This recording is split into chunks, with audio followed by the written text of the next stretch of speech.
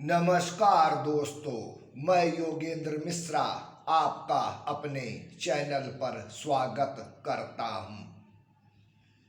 मित्रों, आज का हमारा विषय है जन्म कुंडली में विद्या एवं बुद्धि।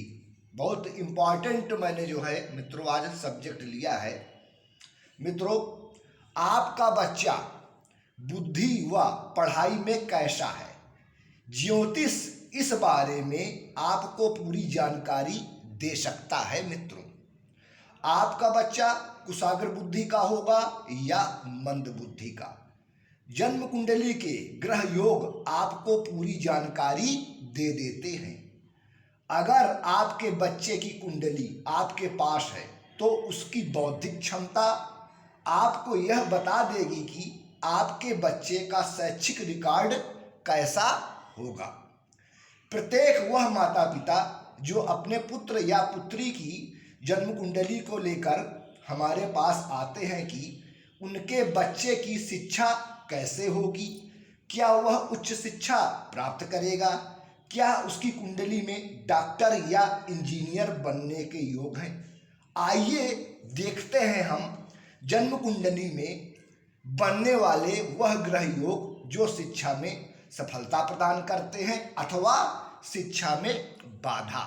मित्रों, एक चार्ट पेपर में मैं जन्म कुंडली बना के लाया हूं। मित्रों आप ध्यान से देखिए, लग्न लिखा हुआ है। लग्न जो होता है वो हमारा पहला भाव होता है। मित्रों, ये हमारा दूसरा भाव है। मित्रों, ये तीसरा भाव, ये चौथा भाव, ये आपका पांचवा भाव, ये आपका छठा भाव, ये आपका सातवां भाव, ये आपका आठवां भाव, ये आपका नौवां भाव, ये आपका 10वां भाव, ये आपका 11वां भाव और मित्रों आपका ये 12वां भाव। तो मित्रों जन्म कुंडली में 12 भाव होते हैं। मित्रों, पहला, दूसरा, तीसरा, चौथा, पांचवा, छठा, सातवां, आठवां, नौवां, 10वां, 11वां और 12वां। मित्रों, ये बार बार मैं आपको भावों के बारे में बताता हूं कि ये पहला, ये दूसरा, ये तीसरा, ये चौथा भाव है। वो इसलिए बार बार मैं रिपीट करता हूं कि ये आपको अच्छे से कंठस्थ हो जाए, क्योंकि ज्योतिष जो है वो नियमों पे और सूत्रों पे आधारित होता है। सारा ज्योतिष जो है वो नियमों पे चलता है। तो मित्रों इसीलिए मैं बार बार आपको रिपीट करता हूं कि चीजें आपको कंठस्थ हो जाएं।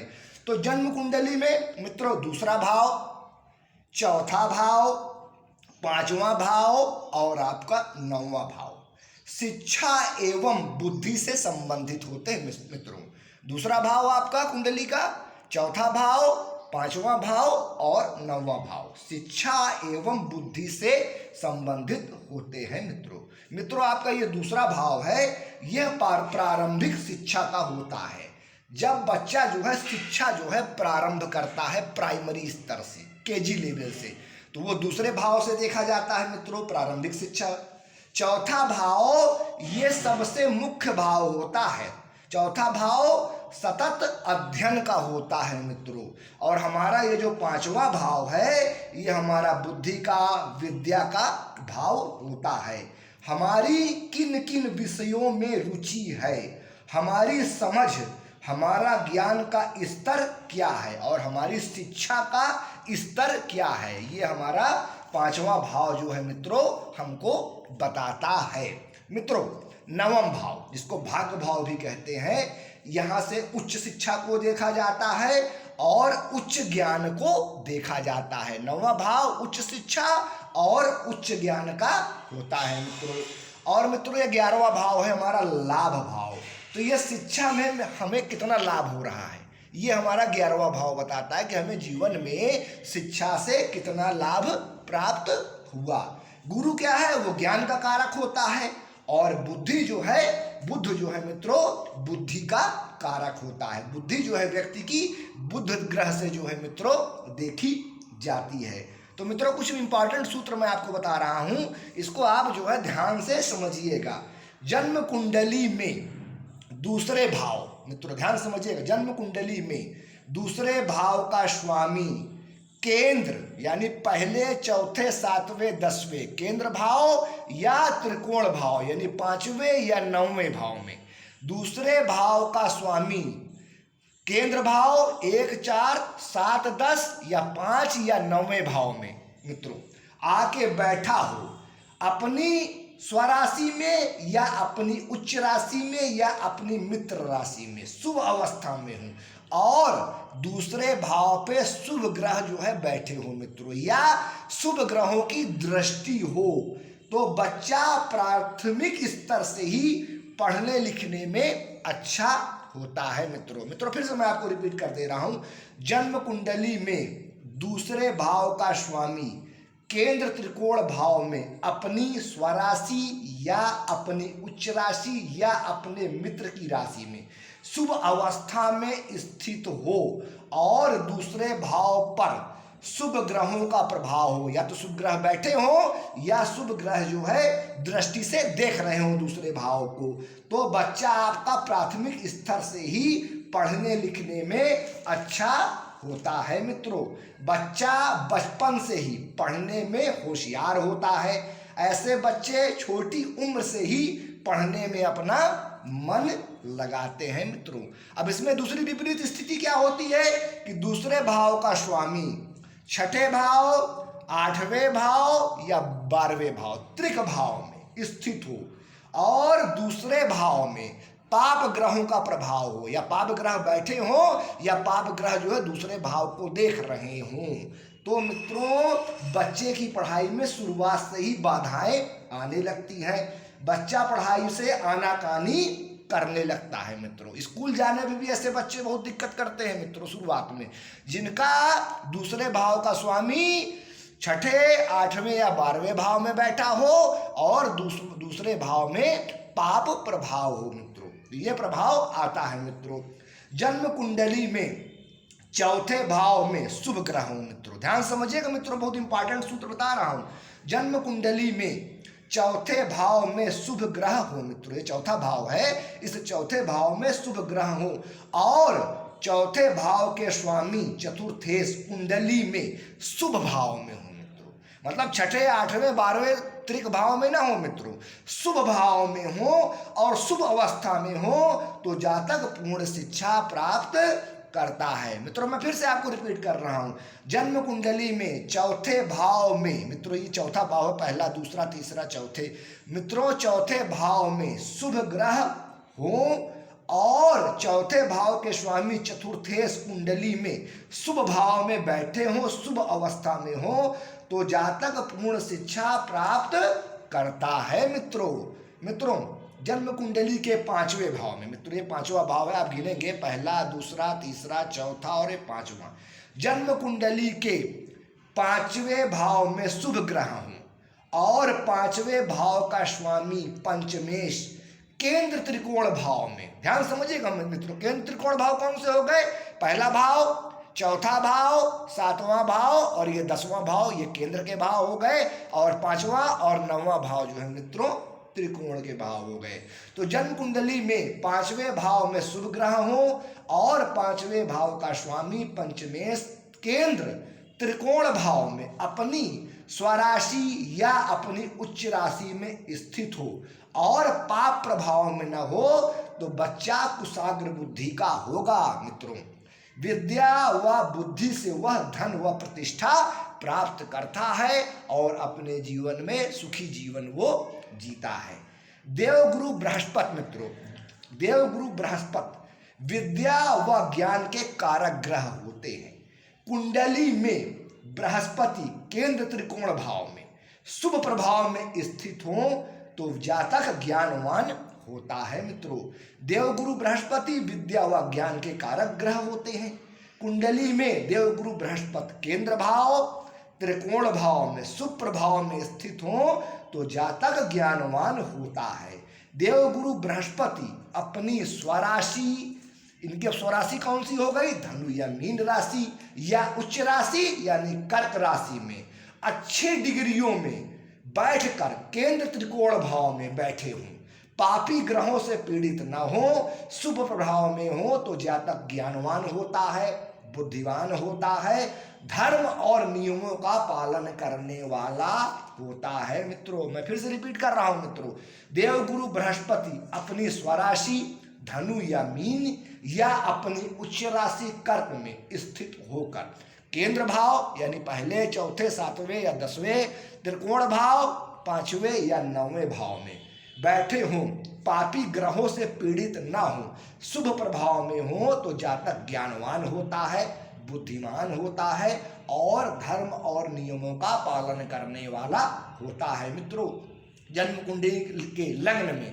स्थित बृहस्पति बहुत राजयोगकारी होते हैं। मित्रों, किसी के लग्न में भी अगर नीच भाव में नहीं है बृहस्पति देव लग्न में, तो मित्रों बहुत सुप्रभाव देते हैं, क्योंकि बृहस्पति देव की 3 दृष्टि होती है। अगर लग्न में बैठ गए तो 5वीं, 7वीं और 9वीं, तो 5वीं दृष्टि से पंचम भाव को देखेंगे, फिर 7वें भाव को देखेंगे और 9वें भाव को देखेंगे। अगर लग्न में जो है बैठ जाएंगे देवगुरु बृहस्पति बलवान होंगे, तो देवगुरु बृहस्पति किसी भी व्यक्ति की कुंडली में अगर लग्न में बैठे हुए हैं तो बहुत शुभ माने जाते हैं। वो 5वें भाव को देखते हैं, शिक्षा बुद्धि के भाव को, 7वां भाव वैवाहिक जीवन को देखते हैं और 9वां भाव उच्च शिक्षा को देखते हैं। तो ऐसे लोगों की शिक्षा बहुत उत्तम होती है और ऐसे लोग बुद्धिमान और ज्ञानवान होते हैं। मित्रों, इतना देवगुरु बृहस्पति का प्रभाव होता है। मित्रों, चंद्रमा मन का कारक होता है। मित्रों, मन का कारक ग्रह कहा गया है चंद्रमा को। मन की स्थिति चंद्रमा से देखी जाती है कि आपका मन कैसा है, आपकी सोच विचार कैसे हैं। यदि जन्म कुंडली में चंद्रमा उच्च का हो जाए, अब उच्च का किसमें होगा, वृष राशि में चंद्रमा उच्च का हो जाएगा, या स्वराशि यानी कर्क राशि, तो जन्म कुंडली में चंद्रमा उच्च का या स्वराशि का हो और पापी क्रूर ग्रहों से पीड़ित ना हो, तो जातक का मन शांत, निर्मल एवं एकाग्रचित्त होता है। मित्रों, देखिए मित्रों, चंद्रमा का अच्छा होना बहुत जरूरी है। अगर आपका मन अशांत होगा तो फिर आप उस हिसाब से पढ़ाई नहीं कर पाएंगे, आपका किसी भी चीज में एकाग्रता नहीं होगी आपकी। तो चंद्रमा का अच्छा होना जरूरी है। चंद्रमा राहु व केतु के प्रभाव से मुक्त हो जन्म कुंडली में, तो जातक की मानसिक शक्ति प्रबल होती है। परंतु अगर चंद्रमा राहु व केतु के साथ हो तो ग्रहण योग का निर्माण हो जाता है। मित्रों, भाई चंद्रमा के साथ राहु केतु होंगे तो चंद्रमा को ग्रहण लगा देंगे और जातक का मन परेशान होगा, उसको मानसिक तनाव बहुत होगा, उसकी बुद्धि व स्मरण शक्ति क्षीण हो जाती है और वह पढ़ने में अपना मन नहीं लगाता है, उसका मन इधर उधर भटकता है, मन से वह कमजोर हो जाता है। मित्रों, बुध बुद्धि का कारक ग्रह होता है।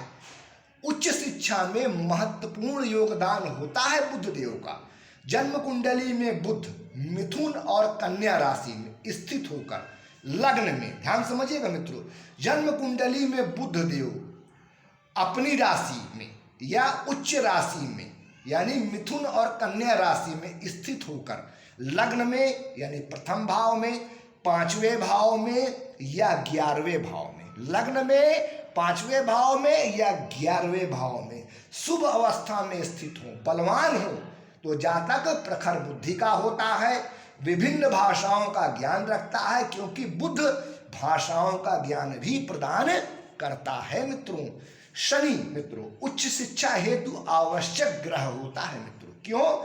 शनि जातक को मेहनती बनाता है, उसमें जुझारू प्रवृत्ति पैदा करता है, उसको मेहनत करने की शक्ति प्रदान करता है। मित्रों, शनि जातक को कर्मयोगी बनाता है, कर्म करने के लिए प्रेरित करता है, व्यक्ति को कर्मयोगी बनाता है, उसके अंदर संघर्ष करने की क्षमता प्रदान करता है। मित्रों, शनि शोध व अनुसंधान के कारक ग्रह होते हैं। मित्रों, रिसर्च के कारक होते हैं शनि, कार्यों में निरंतरता के सूचक होते हैं शनिदेव। तो जन्म कुंडली में भी शनिदेव को अच्छी अवस्था में होना चाहिए, तभी जातक जो है पढ़ाई में आगे बढ़ता है। मित्रों, उच्च व तकनीकी शिक्षा के लिए मित्रों मंगल की महत्वपूर्ण भूमिका होती है। उच्च व तकनीकी शिक्षा के लिए यह जातक में धैर्य धारण करने की क्षमता प्रदान करता है। मित्रों,